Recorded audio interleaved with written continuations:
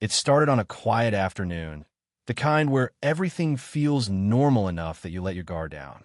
The sun hung low, casting long shadows across the sidewalk as I pushed my daughter Lily's wheelchair down the path toward the small community park just outside our house. The wheels hummed softly against the concrete, a sound I'd come to associate with peace, our little escape from everything life had thrown at us. Lily smiled up at me, her fingers tapping lightly against the armrest. "Faster, Dad," she whispered, her voice thin but full of excitement. I laughed, pretending to speed up. All right. Hold on, racer." For a moment, it felt like nothing could go wrong. But then we turned the corner, and there she was. Karen. Every neighborhood has one. The self-appointed rule enforcer. The one who walks around like she owns every inch of pavement, every blade of grass, every breath of air you take. She stood right in the middle of the sidewalk, arms crossed, sunglasses hiding her eyes, but not her attitude. At first, I thought she'd just step aside. She didn't. Instead, she looked straight at us and stayed exactly where she was.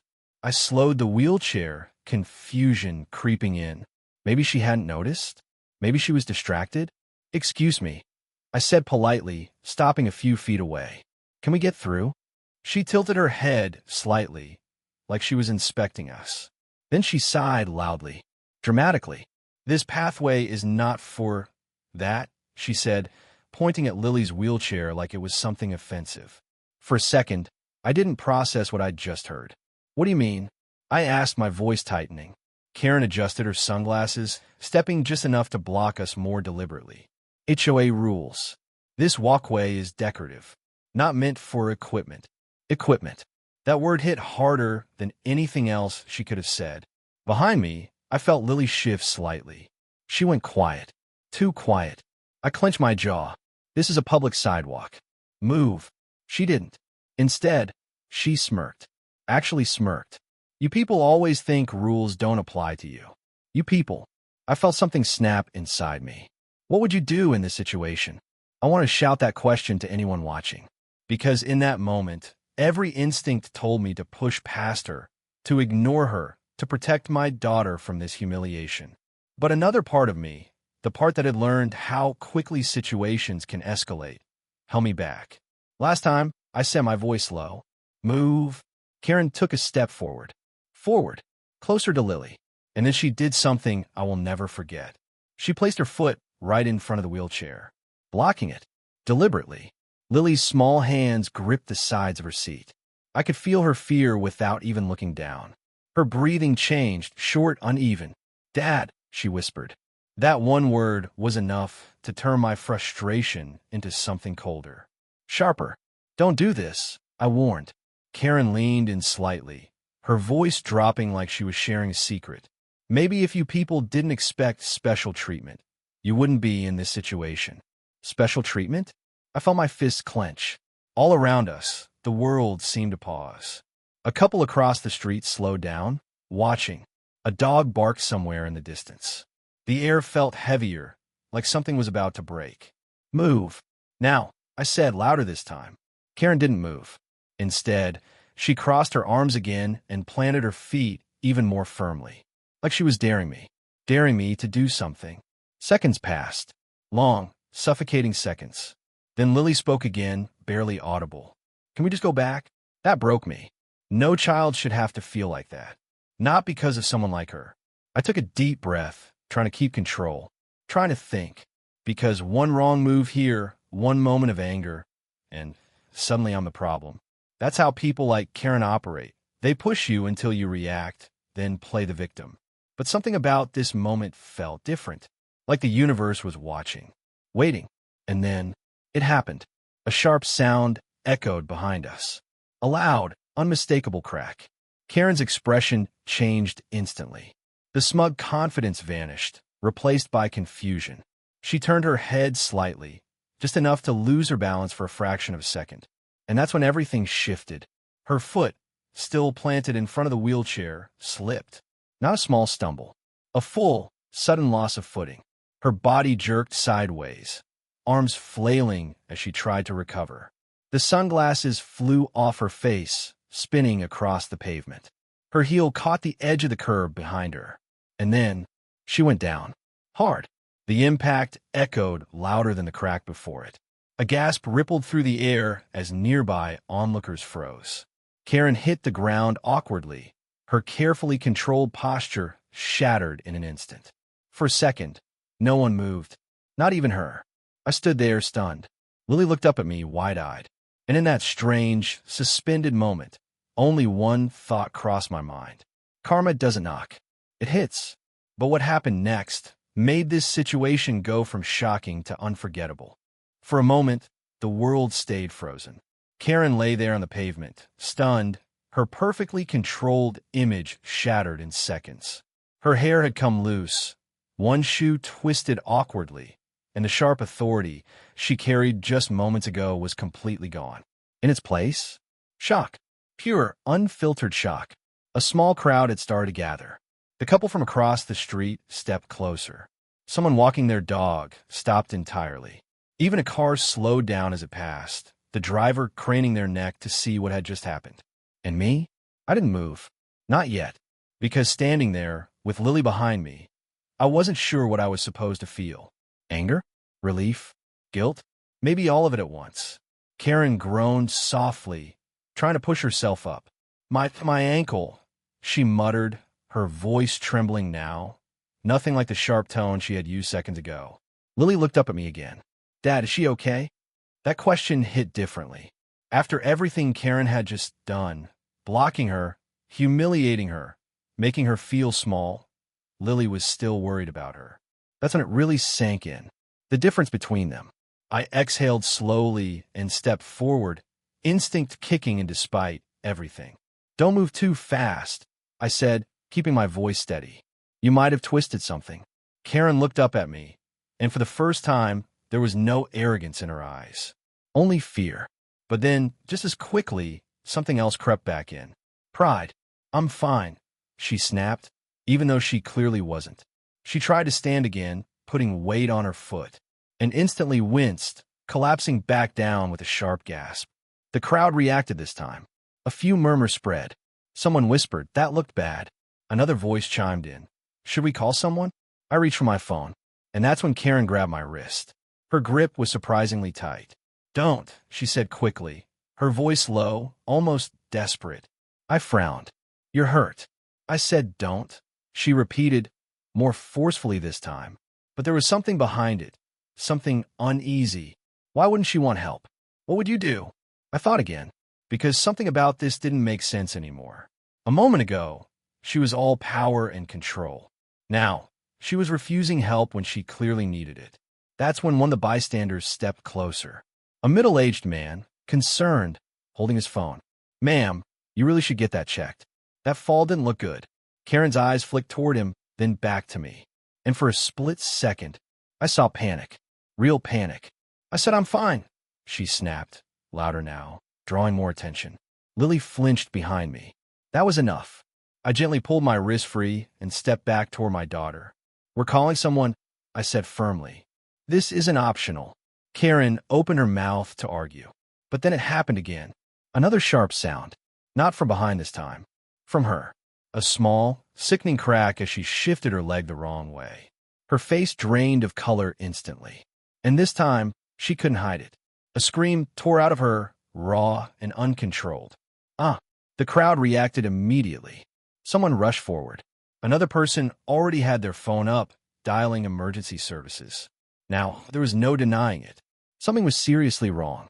Karen clutched her ankle, breathing heavily, her earlier resistance completely gone. It hurts," she whispered, her voice shaking. I crouched slightly, keeping a safe distance. "Stay still," I said. "Help is coming." She didn't argue this time. Didn't snap. Didn't act superior.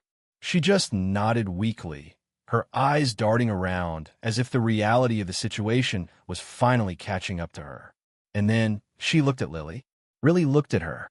For the first time, Lily sat quietly in her wheelchair, hands folded, watching everything with wide, uncertain eyes. There was no anger there, no resentment, just concern. Karen swallowed hard. Her expression shifted again, but this time it wasn't pride or fear. It was something heavier, something uncomfortable. Regret, the kind that hits too late. Seconds stretched as the distant sound of sirens began to rise in the background. Faint at first, then growing louder. Closer. The tension in the air changed. What had started as a confrontation was now something else entirely. Something real. Something serious. Karen's breathing became uneven as she listened to the sirens. Her grip tightened around her ankle, and for the first time since this all began, she looked small. Not powerful, not in control, just human. And that's when she spoke again. But this time, her voice was barely above a whisper. "I didn't think," she started, then stopped. Didn't think what? I waited. The sirens were louder now, echoing through the neighborhood. Karen closed her eyes briefly, as if trying to gather herself. "I didn't think it would turn into this." Her words hung in the air, because deep down we both knew what she meant. She didn't think there would be consequences. She didn't think anyone would push back. She didn't think karma would show up this fast. I glanced down at Lily, then back at Karen, and I realized something. This moment, it wasn't over. Not even close. Because as the ambulance finally turned the corner, lights flashing, one question remained. What happens when the person who caused the problem is suddenly the one who needs saving? The sirens grew louder until they filled the entire street, bouncing off the houses, pulling every eye toward the flashing lights as the ambulance rolled to a stop just a few feet away from us. Two paramedics jumped out immediately. Focused, fast, professional. What happened here? One of them asked, already kneeling beside Karen. She fell. Someone from the crowd answered. Karen opened her mouth like she wanted to say something, but nothing came out except a sharp breath as the paramedic gently examined her ankle. "Don't move," he said calmly. "We need to stabilize this." The second paramedic turned to me. "Did you see how she fell?" I hesitated, because technically, yes. But the full story? That was something else entirely. Before I could respond, Karen suddenly spoke up. "It was an accident," she said quickly, almost too quickly. Her voice carried a strange urgency, like she was trying to control the narrative before it slipped away from her. The paramedic gave a small nod, but didn't look convinced. "All right, let's just focus on getting you help." As they carefully adjusted her leg, Karen winced again, gripping the edge of the stretcher they were preparing. Her face was pale now, a thin layer of sweat forming on her forehead. I stepped back slightly, my hand resting on Lily's shoulder. "Dad," she whispered. "I know," I said softly. But the truth was, I didn't know. I didn't know how this was going to end. Because something about Karen's reaction, it didn't sit right. Why was she so quick to call an accident? Why did she look more worried about what people thought than the actual injury? "What would you do?" I wondered again because every instinct in me was telling me there was more going on here. And then, I noticed it. One of the neighbors, an older woman who lived 2 houses down, stepped forward, shaking her head. "That's not exactly what happened," she said. The air shifted instantly. Karen's eyes snapped open. The paramedics paused, glancing between us. "What do you mean?" one of them asked. The woman pointed directly at Karen. She was blocking them. Wouldn't let them pass. Put her foot in front of the wheelchair. A murmur spread through the crowd. Another voice joined in. "Yeah, I saw that too." "And she was arguing with him," someone else added. Karen's face went from pale to flushed in seconds. "That's not," she started, but her voice cracked. The paramedic's expression changed slightly. Not judgmental, but alert, observing. I could feel the weight of the moment pressing in. This was it. The truth was starting to surface. Karen looked at me, her eyes sharp now, almost pleading. "Tell them," she said under her breath. "Tell them it was just an accident." There it was. Not a request, a demand. Even now, I stared at her for a second. Then I looked down at Lily. She met my gaze quietly, her small face calm, but serious. She didn't say anything. She didn't need to, because in that moment, I knew exactly what mattered. I took a breath. She blocked the wheelchair. I said clearly, "Silence." Heavy, immediate silence. Karen's eyes widened, disbelief washing over her face. "Are you serious right now?" she snapped, her voice rising despite the pain. I didn't flinch. "You stepped in front of us. You wouldn't move." The paramedics exchanged a glance. One of them nodded slowly, like pieces were falling into place. "All right," he said, his tone neutral but firm. "Let's just focus on the injury for now." But the damage? It was already done.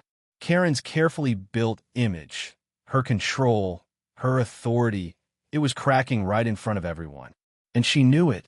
"You're twisting this," she said, her voice shaky now, no longer confident. "I was just enforcing the rules." "Rules?" the older woman repeated, incredulous. "You blocked a child in a wheelchair." That word, child, hung in the air like a spotlight.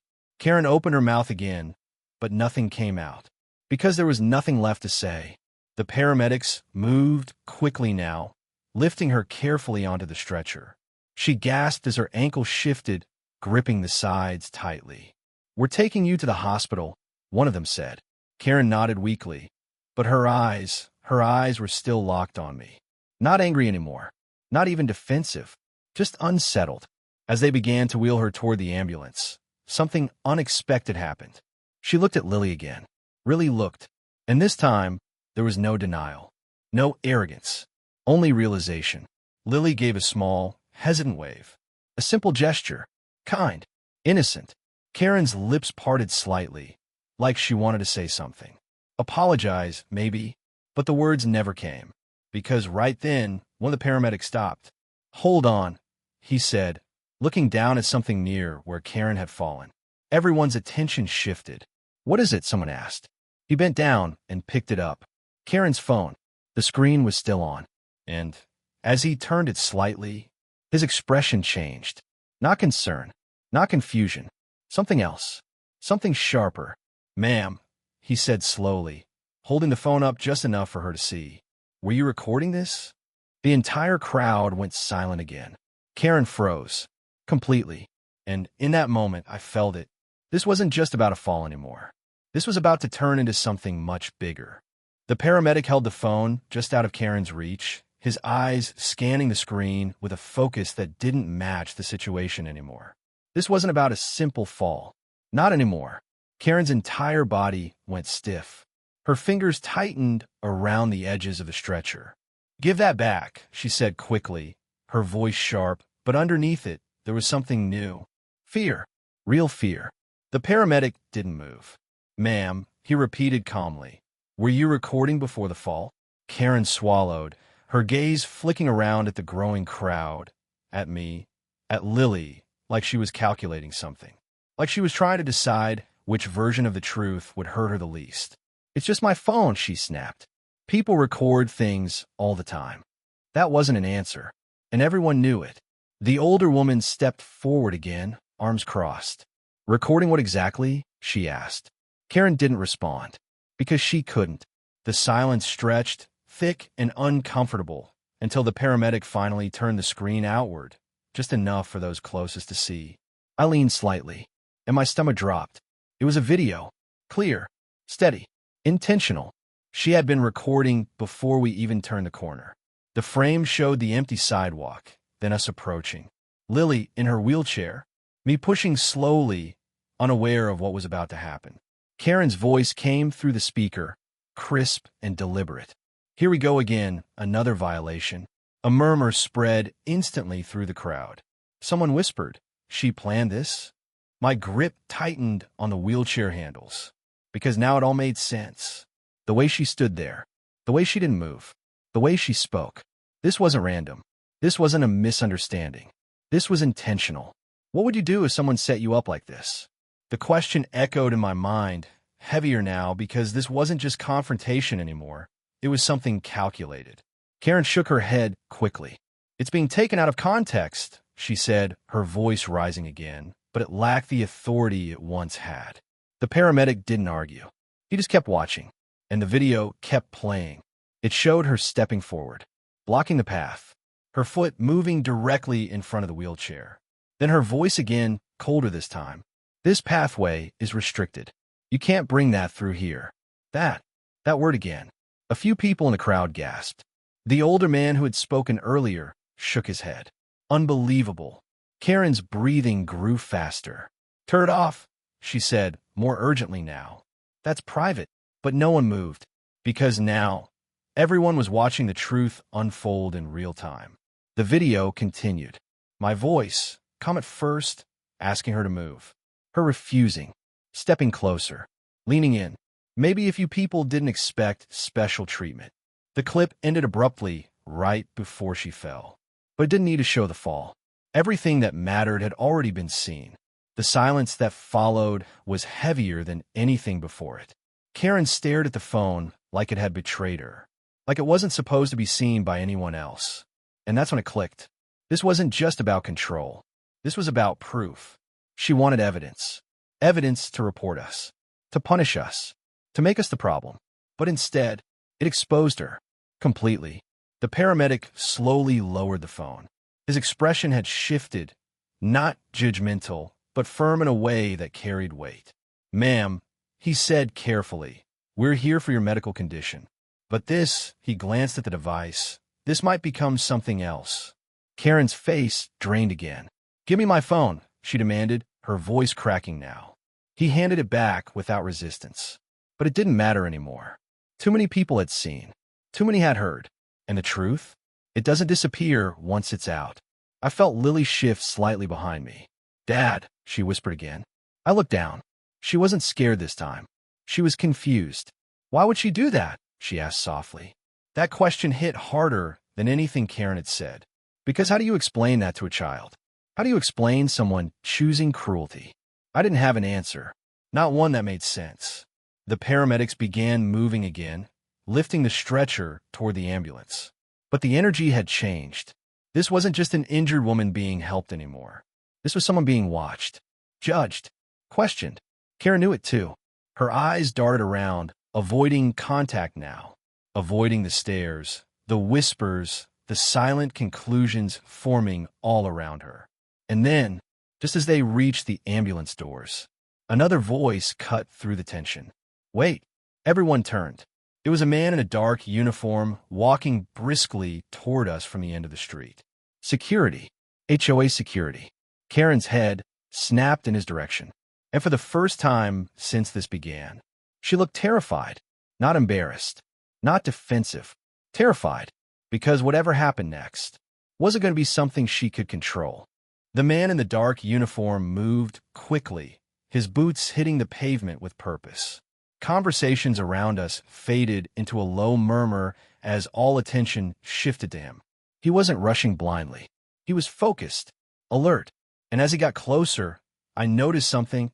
He wasn't looking at me. He was looking straight at Karen.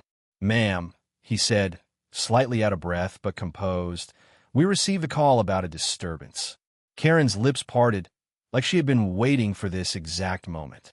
Like this was her lifeline. Yes, she said quickly, her voice suddenly steadier. That's right. I was trying to enforce HOA rules and... Is that so? The guard's tone didn't match her expectation. At all. Karen paused, just for a second, but that second said everything. Because instead of siding with her, he turned his gaze toward the crowd. Can someone explain what happened? He asked. Not her. Them. The shift was subtle, but powerful. Karen's expression tightened. The older woman stepped forward immediately. She blocked that man and his daughter, she said, pointing toward us. Wouldn't let them pass. There's video. The guard nodded slowly, taking that in. Then his eyes moved to me. Sir. All eyes landed on me again. I felt Lily's hand lightly grip mine. It's okay. I whispered to her, more for myself than for her. Then I looked at the guard. She refused to move, I said. Stepped in front of the wheelchair. Said we weren't allowed on the path. The guard's brows furrowed slightly. Which path? He asked. I gestured behind Karen. This one. He turned, scanning the sidewalk for a moment. And then something changed in his expression. Not confusion. Recognition. He walked a few steps over, crouching slightly near a small metal sign posted near the edge of the path, something most people would walk past without even noticing. But now, everyone was watching. He read it silently, then stood back up and looked directly at Karen. Ma'am, he said slowly, this pathway is classified as ADA accessible. The words hit like a shockwave. Karen blinked. No, that's not. It is, he interrupted firm now. It's specifically designated for mobility access. A ripple went through the crowd. Someone behind me muttered, "So, she was completely wrong." Karen's face flushed instantly. That sign must have been changed. I've lived here for years. I know the rules. The guard didn't react to her tone. He just shook his head slightly. This designation has been in place for over 2 years. 2 years. The silence that followed was brutal. Karen opened her mouth again, but nothing came out. Because there was nothing left to defend. Not the rules. Not her actions. Nothing. What would you do if someone tried to control you with rules that didn't even exist? That question echoed in my mind because this wasn't just a misunderstanding anymore. This was something else entirely. The guard continued, his voice calm but carrying weight. Blocking access to an ADA path isn't just against HOA guidelines. It can be considered a violation. Karen's breathing became uneven again. But I was just, she tried to say.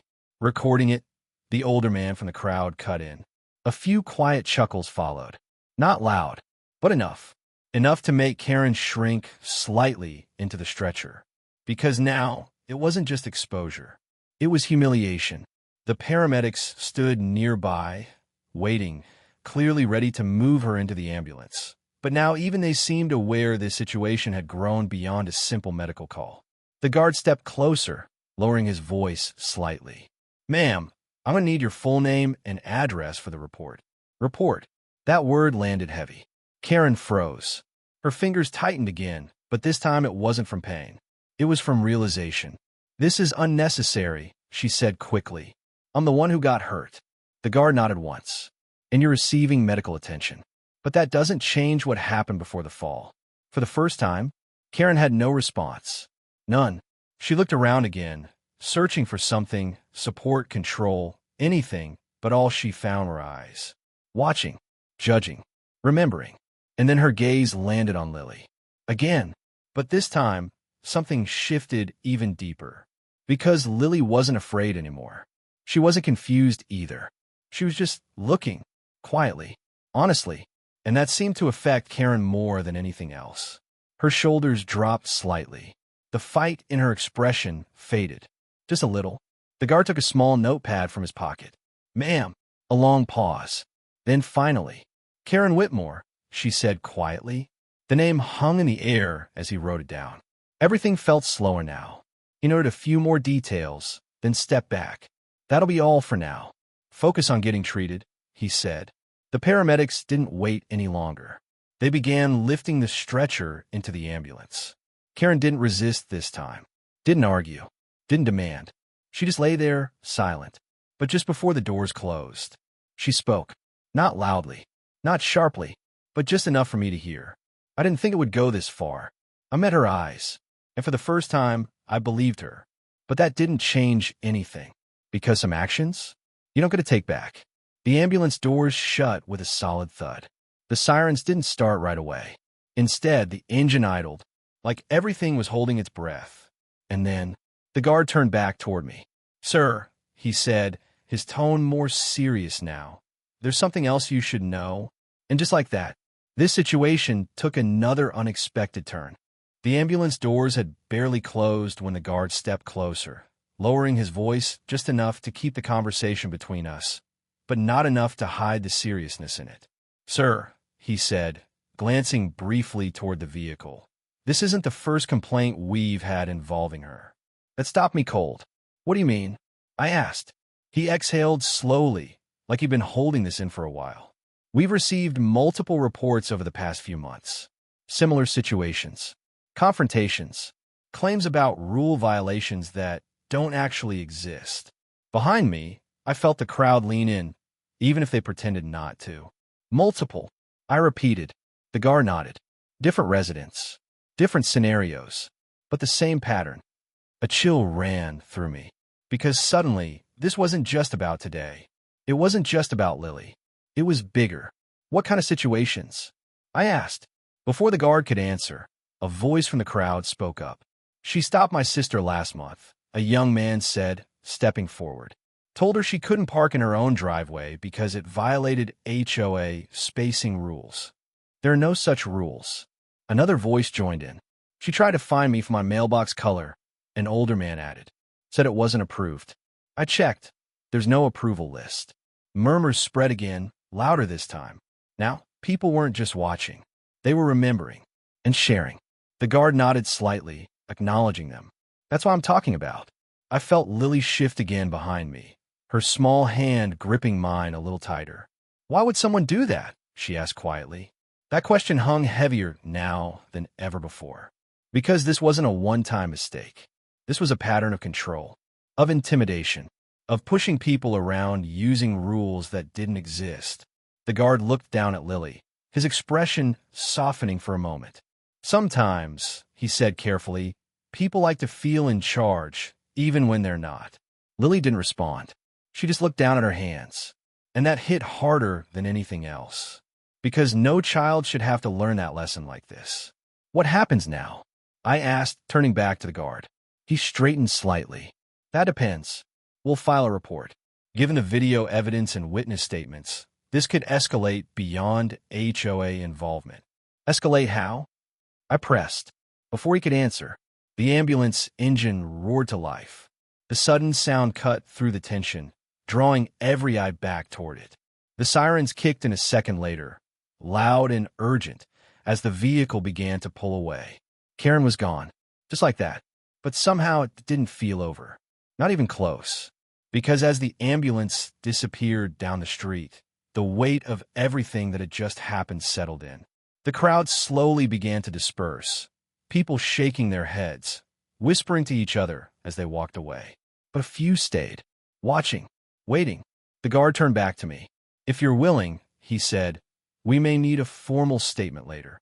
I nodded without hesitation. Of course, because this wasn't just about standing up for myself anymore. It was about making sure no one else had to go through this. He gave a small, appreciative nod. Good, that'll help. Then he paused, just for a second, like he was deciding whether to say something more. And then he did. There's also talk, he added quietly, that she's been submitting formal complaints to the HOA board, trying to push for stricter enforcement policies based on these encounters. I frowned. Encounters she created? He didn't answer directly, but he didn't need to, because the implication was clear. She wasn't just enforcing rules. She was manufacturing problems to justify more control. What would you do if someone was trying to rewrite the rules around you? That question echoed again, louder now, because this wasn't just personal anymore. This was systemic. The guard slipped his notepad back into his pocket. For now, just keep an eye out. And if anything else happens, report it immediately. I will, I said. He gave one last nod, then turned and walked away, his figure disappearing down the same path the ambulance had taken. And just like that, the street felt quiet again. Too quiet.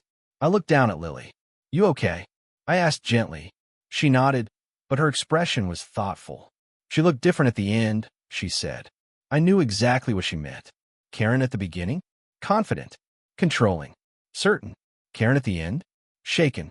Exposed. Human. Yeah, I said softly. She did. We started moving again, the wheelchair rolling forward along the very path she had tried to block. This time, no one stopped us. The wheels moved smoothly over the concrete, the soft hum returning like nothing had happened. But everything had changed, because now there were eyes open, stories shared, truths exposed, and consequences beginning. As we reached the park, Lily looked up at me again. Are we still safe here? She asked. I paused, because that question mattered more than anything else. I looked around, the open space, the quiet trees, the fading sunlight, and then back at her. Yes, I said firmly. We are. But deep down, I knew this wasn't over. Because people like Karen, they don't just disappear. And something told me, this story was about to take one more unexpected turn. The park should have felt like a relief. It always did. The open space, the quiet rustle of trees, the soft laughter of kids playing in the distance. It was supposed to wash everything away. For a few minutes, it almost worked. Lily leaned back in her wheelchair, watching a group of children chase each other across the grass, her face slowly relaxing. Push me closer, she asked gently.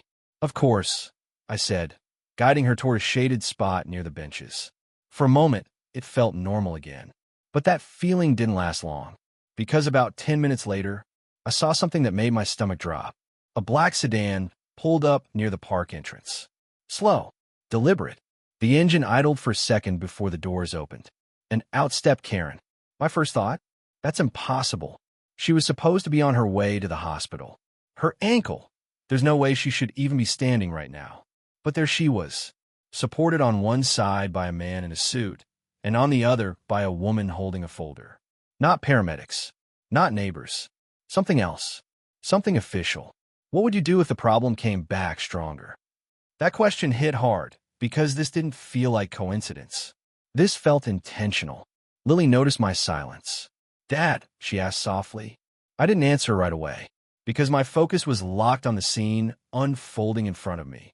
The man in the suit scanned the park quickly, his eyes sharp, calculating. The woman beside him flipped through a few pages in her folder before pointing directly at us. Karen followed her gaze, and when our eyes met, I felt it. That same energy from before, but different now.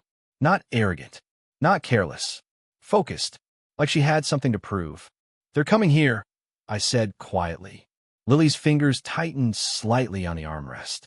The three of them began walking toward us, slowly, carefully, Karen limping but determined. Each step looked painful, but she didn't stop, didn't hesitate, didn't turn back.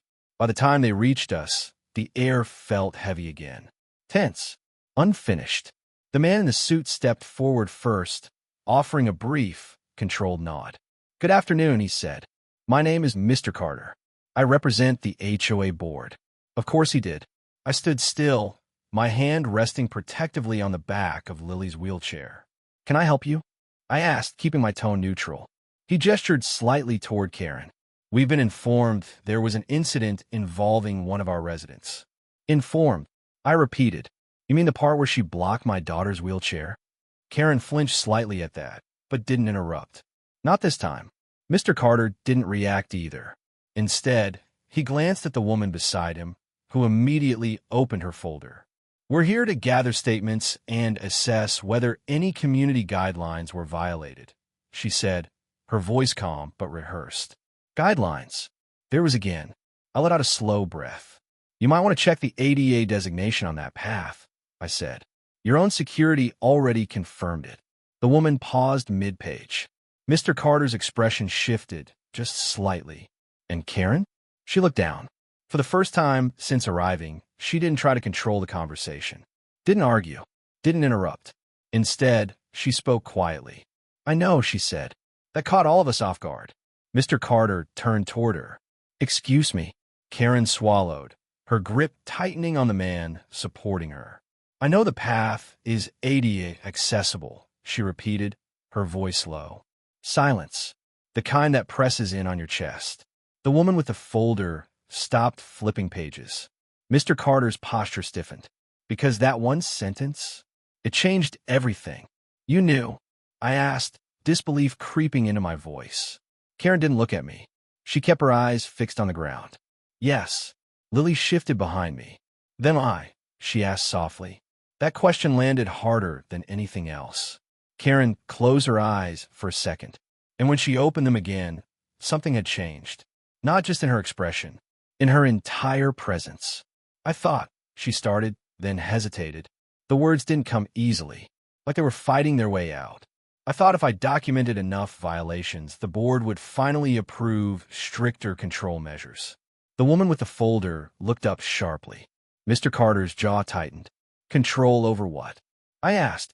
Karen finally looked at me, and this time there was no mask, no attitude, just honesty. "The neighborhood," she said. A chill ran through me, because suddenly everything made sense. The recordings, the fake rules, the confrontations. It wasn't random. It was strategy. "You were creating problems to gain power?" I said slowly. Karen didn't answer. She didn't need to, because her silence said everything. Mr. Carter took a step back, processing. "Ms. Whitmore, this is a serious admission."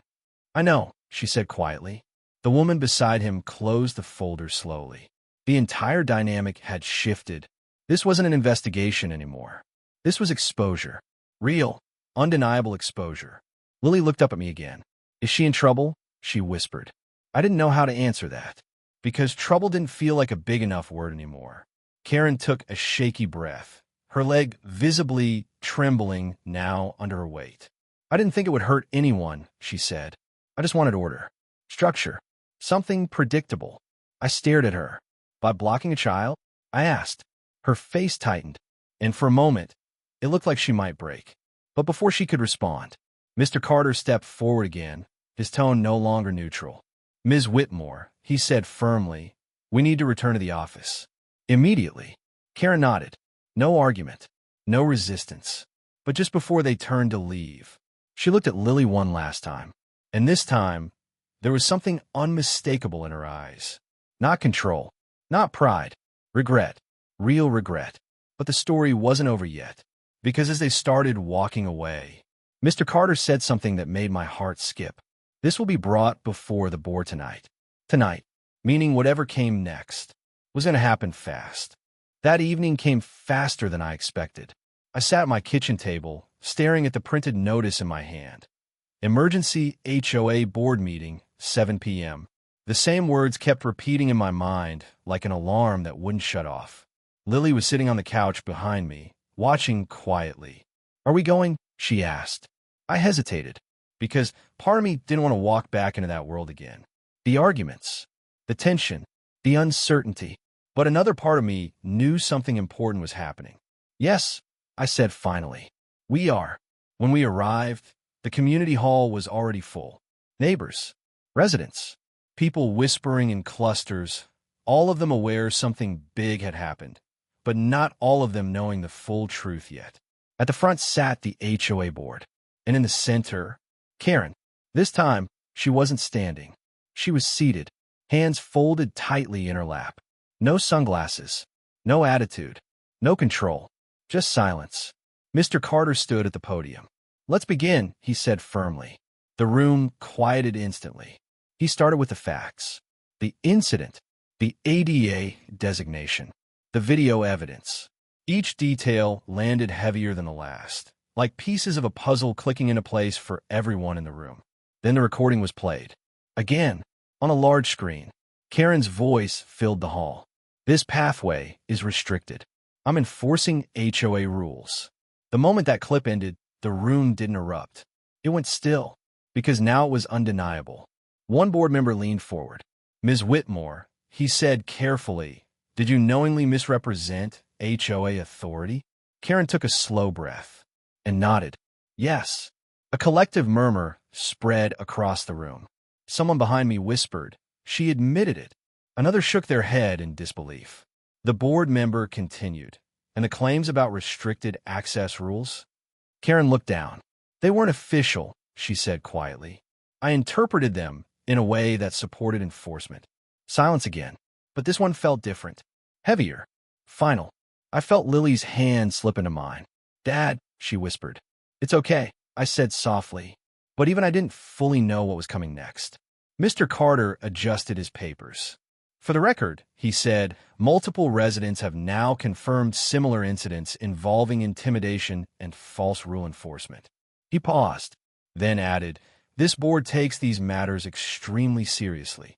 Karen finally looked up, for the first time that night, and I saw it. Not arrogance, not defense, just acceptance. Whatever she thought this was going to be, it wasn't that anymore. The board stepped aside briefly to confer. The room buzzed quietly, but nobody left. Everyone stayed, waiting. Finally, Mr. Carter returned to the microphone. Ms. Whitmore, he said, voice firm, effective immediately.